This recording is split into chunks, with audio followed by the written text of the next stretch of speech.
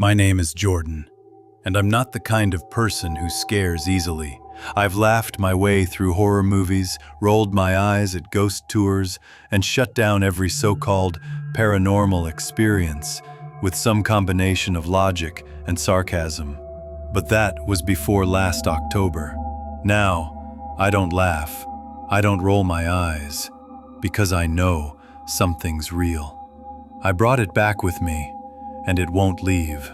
It started as a joke, a stupid dare from my cousin Lex, who's basically obsessed with the weirdest parts of the internet. Backrooms, ARGs, creepy rituals you find on late-night forums. He even keeps a Ouija board under his bed, just in case. So when I came to visit for Halloween, he pitched the perfect idea. "Let's spend the night in Ravenwood Asylum," he said, like he was asking me to hit a movie or grab a burger. I didn't know much about the place, but Lex knew everything. The building was constructed in 1927 and abandoned sometime in the early 90s. Officially, it was shut down due to funding issues, but Lex had deeper sources. Old message boards, scanned court documents, and newspaper clippings. The truth was darker. There were stories of patients vanishing, unmarked graves, whispered rumors about something called the sub-level, a floor beneath the asylum that wasn't on any blueprint. At first, I told him no. Then maybe. Then yes. Not because I believed him. I just didn't want him to think I was scared. We packed flashlights, cameras, some snacks, a cheap EMF reader Lex bought online, and his GoPro. He also brought a small crowbar. That should have been the first red flag. We got there just after 10 p.m. Ravenwood sat deep in the forest, miles from the nearest road. The building looked like a corpse, tall, hollow, decaying. Windows were smashed, doors unhinged. The rusted gate barely clung to its hinges. Above it, a sign that once read Ravenwood State Hospital, now just said Oven State Hostal. Lex was practically bouncing with excitement. Me? I already wanted to turn around. We slipped through a side entrance, an old service hallway half collapsed. Inside, the air was stale and wet.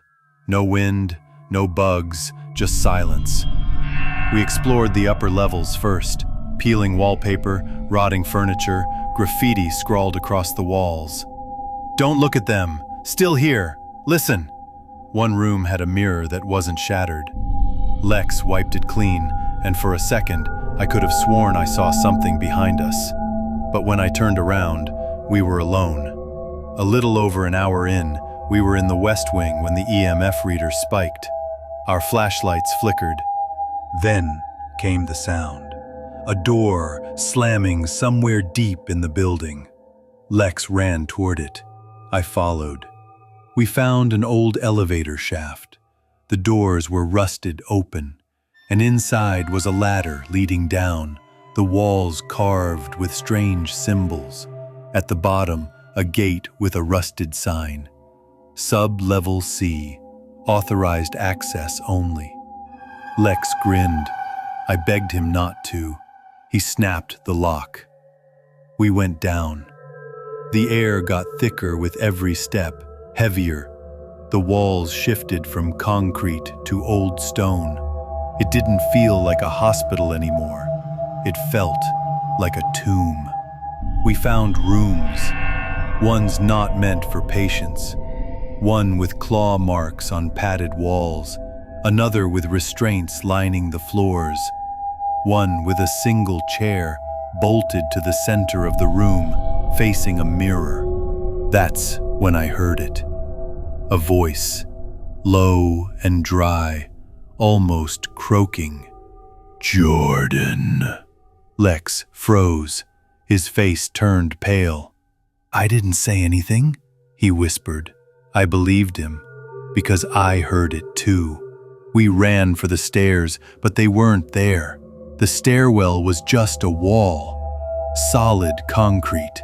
We wandered for what felt like hours. Every hallway twisted into itself. Every door led to a dead end. And then we found room 0. No handle, no number plate, just a blood-colored 0 painted above the frame and a crack just wide enough to slip through. Inside was a circle on the floor, drawn in ash. In the center stood a mirror, too clean. No dust, no cracks, just waiting. Lex stepped in first. I stayed back. He stared at the mirror and muttered, "There's something wrong with my reflection." I looked. He was right. In the mirror, Lex was smiling, but in real life, he wasn't. His reflection raised its hand, pressed it against the glass, opened its mouth far too wide, and whispered, "Let me in." We ran. As we fled, the mirror shattered, but there was no sound, no shards, just silence. The building changed. Lights flickered on in the hallway. The same lights that hadn't worked in decades. They buzzed, dim yellow, leading us toward a massive steel door etched with a circle crossed by 3 vertical lines. Lex opened it.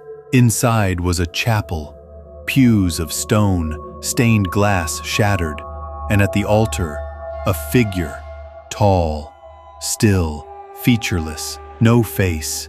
We blinked, and it vanished. Our flashlights died. Then the voice came again, deep and echoing inside our heads. "You opened the way." Lex screamed and collapsed, bleeding from his nose. He said something was inside him. I dragged him out, and somehow we found a vent. We crawled for what felt like miles until we dropped into the old records room. Dust. Files. A folder labeled "Do Not Transfer." Inside, patient reports of hallucinations, mirror delusions, shared nightmares, and a name. Dr. Adrian Gray. His last note read, "Subject found staring into a broken mirror, repeating, 'Let me in.'" Then the walls started bleeding. We ran again. At last, we found a real door. It opened into the woods. Morning light. We didn't speak on the ride home. Lex dropped me off and drove away like he couldn't get far enough from me fast enough. That night, I saw it. My hallway mirror. Just a shadow standing there, watching. The dreams came next. I'd wake up screaming, only to find new scratches on my arms. My reflection would smile and I didn't. I stopped sleeping, stopped eating. Everything blurred. One night, I woke up outside, barefoot, facing the woods behind my apartment. In the dirt, scratched into a tree, Ravenwood. I started researching again. Found a Reddit user named Clara, who had posted about Ravenwood 5 years earlier. She described the same mirror, the same chapel. I messaged her. She replied once, "You shouldn't have looked into the mirror." Then her account vanished.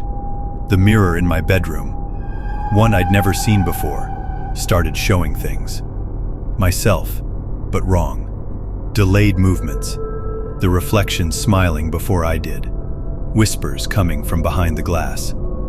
Then Lex came back, or something that looked like him. He knocked at my door at 2:47 a.m. I looked through the peephole. He stood still, too still, wet, eyes empty. He whispered, "Let me in." I didn't. The next morning there were wet footprints on the floor leading away from my door. They stopped at a storm drain. Inside, scratched in the metal, "Room 0 never ends." That was the message. I had to go back. I had to end it. I brought no camera this time, no flashlight, just a hammer, salt, and holy water. Symbols carved into my skin. I don't even know if I was awake. Ravenwood was different. The walls pulsed. The floors breathed.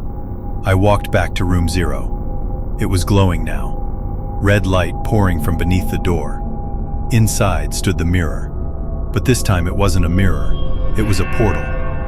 Through the glass, I saw Lex, kneeling, eyes hollow, mouth sewn shut, Clara, whispering to no one.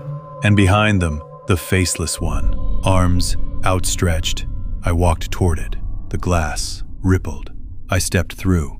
Now I was in the courtroom, sitting high above the pews, behind the judge's bench. People I've never seen sat below, staring not at me, but through me, at the thing behind me. The Faceless one placed its hand on my shoulder. Then I woke up, in my bed.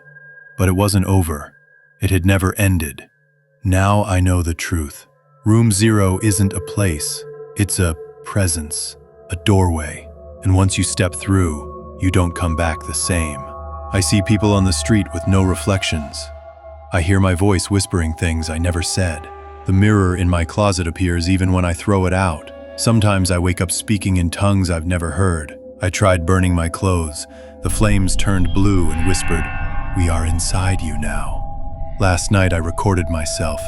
At 3 a.m. I stood, faced the mirror, and whispered over and over, "Let me in. Let me in. Let me in." I don't remember doing that, but I believe it, because I think I already did. So if you hear about Ravenwood Asylum, stay away. If you see a mirror that feels too clean, don't look. And if someone knocks at your door and says they're me, don't open it, because I'm not outside. I'm already inside.